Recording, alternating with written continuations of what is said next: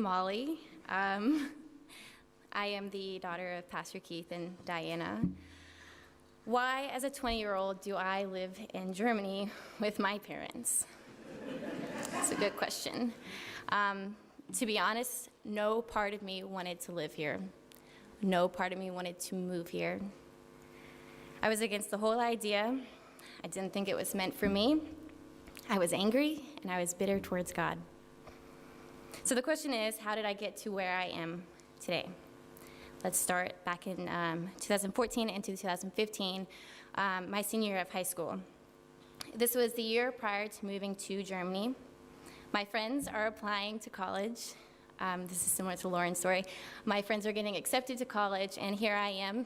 It's May, graduation month, and I haven't applied, and I haven't been accepted.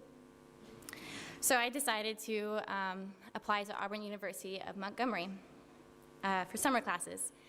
The day came for classes to start, and I took one class and decided to drop them all. I was like, this just does not feel right. And so my excuse was I had never had a real summer. I didn't have a summer. All my summers were consumed with sports practices, morning workouts, and so I wanted a real summer. So I left AUM. Now what? I decided to apply to Word of Life Bible Institute because it's the Bible college, like what can go wrong? I applied because it felt like it was what I was supposed to do. I started classes in September of 2015. I went for 3 whole weeks, and let me tell you, it was the most miserable 3 weeks I ever experienced. I just did not want to be there, and I honestly feel like it was God placing that on my heart to not be there, and that He had something else better for me. Side note, I have nothing against Word of Life, their program, their institute, they're great. So here I am, 18 years old, and I have left 2 colleges already. What is my new plan? I guess I'll move to Germany. So we moved to Germany in December of 2015. From sunny, warm Alabama to cold, dreary, dark Germany. I am angry, I am bitter. Why did He separate my family? Why did He take me away from my home, my comfort zone? Why did He move us here?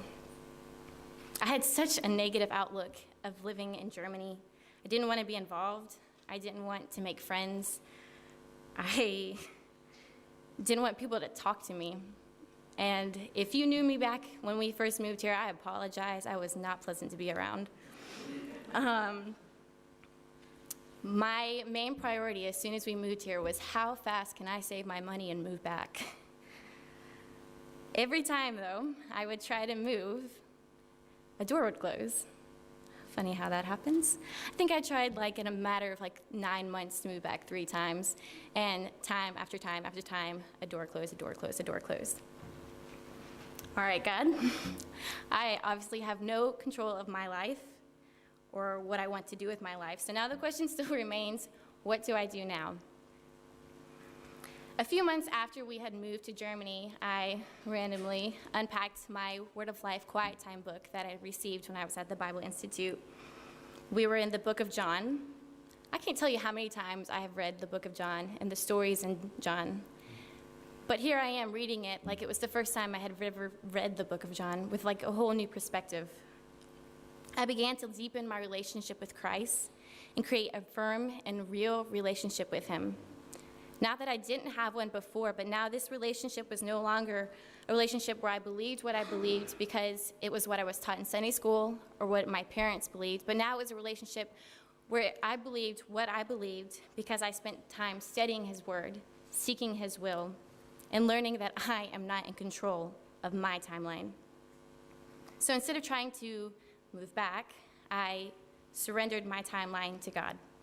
He is in control, I am not. And having to trust Him and trust the plan He has for my life, let me tell you, that is the hardest thing. I began to seek the joy in life, the joy of living in Germany. I got involved in worship team. I became a youth leader.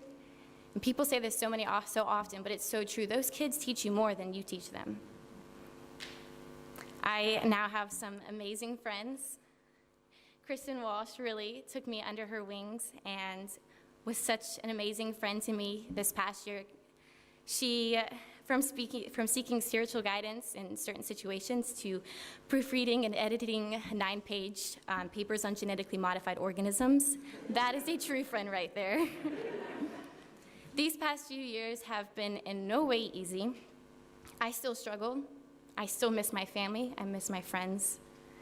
And I will continue to struggle because I'm imperfect. I'm human. But God has opened my eyes and my heart. I'm learning to be accepting of new situations and of new things. It's hard, totally out of my comfort zone.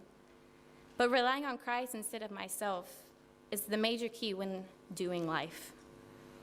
I want to finish by stating my favorite verse, my life verse. It's 1 Peter 4:16, which says, "Yet if anyone suffers as a Christian, let him not be ashamed, but glorify God in that name." Thank you all so much.